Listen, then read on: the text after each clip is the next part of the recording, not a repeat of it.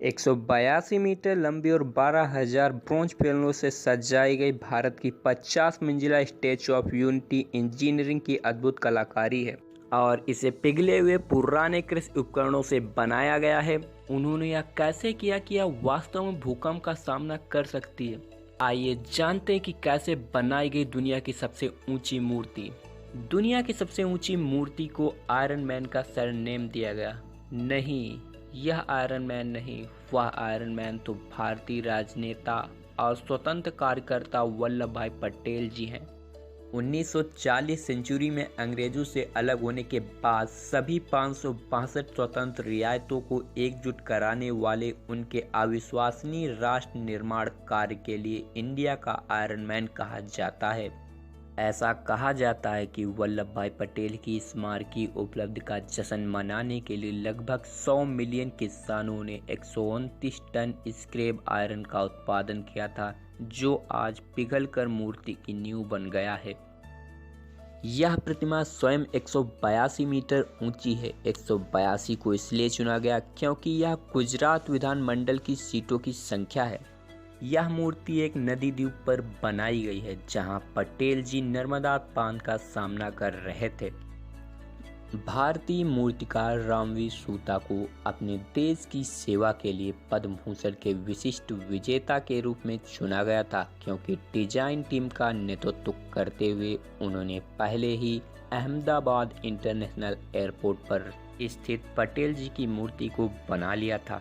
रामवीर सूता ने हजारों तस्वीरों को खंगाला और फिर 3 फीट, फिर 18 फीट और फिर 30 फीट ऊंचे तैयार मिट्टी के मॉडल को सावधानी पूर्वक चाइनीज कंपनी चिंगसी ट्विंकिंग मेटल हैंडीक्राफ्ट के साथ 3D स्कैनिंग से गुजारा। इस मूर्ति की परियोजना के लिए धन विभिन्न स्रोतों से आया था, लेकिन ज़्यादातर गुजरात सरकार द्वारा लगाया गया था। इसको बनने में लगभग $400 मिलियन का खर्च आया था।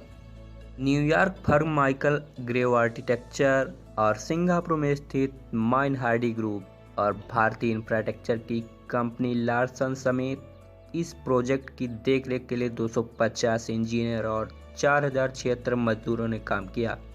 गुजरात के तत्कालीन मुख्यमंत्री नरेंद्र मोदी ने 31 अक्टूबर 2013 को सरदार पटेल के 138वें जन्मदिन के अवसर पर इस स्मारक का शिलान्यास किया था। मूर्ति को जिस पहाड़ी पर खड़ा किया गया था उसे सिर्फ 70 मीटर से 55 मीटर चपटा कर दिया गया था, ताकि कई कांटेदार समस्याओं को दूर किया जा सके। ऊंची संरचनाओं को नीचे की तुलना में ऊपर की ओर अधिक पतला होना चाहिए।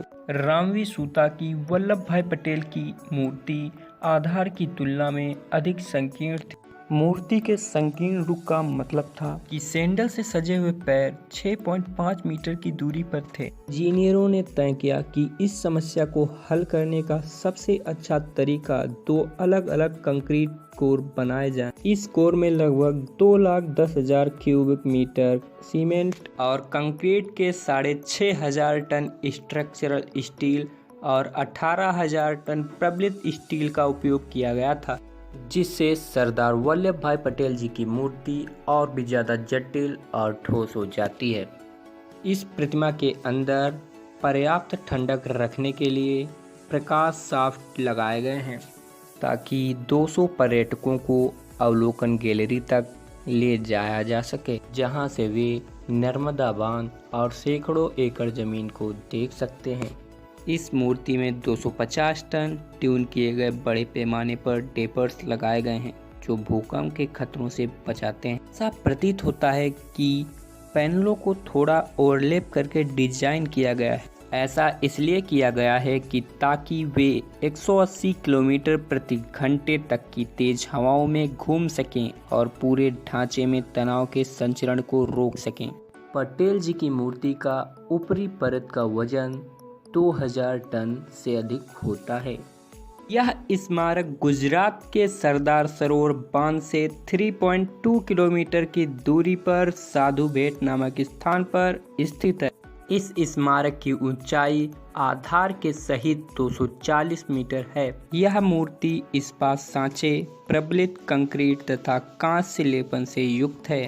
जैसा कि इस विशाल परियोजना का निर्माण निकटतम प्रमुख शहर से 200 किलोमीटर दूर एक घने जंगलों वाले ग्रामीण क्षेत्र में हुआ था। वहां 52 कमरों वाला एक 3 स्टार होटल बनाया गया था, जिसमें 2000 तस्वीरों और 40,000 दस्तावेजों वाला एक संग्रहालय भी था। इस मूर्ति का उद्घाटन पटेल जी के 143वें जन्मदिन के अवसर पर हुआ था।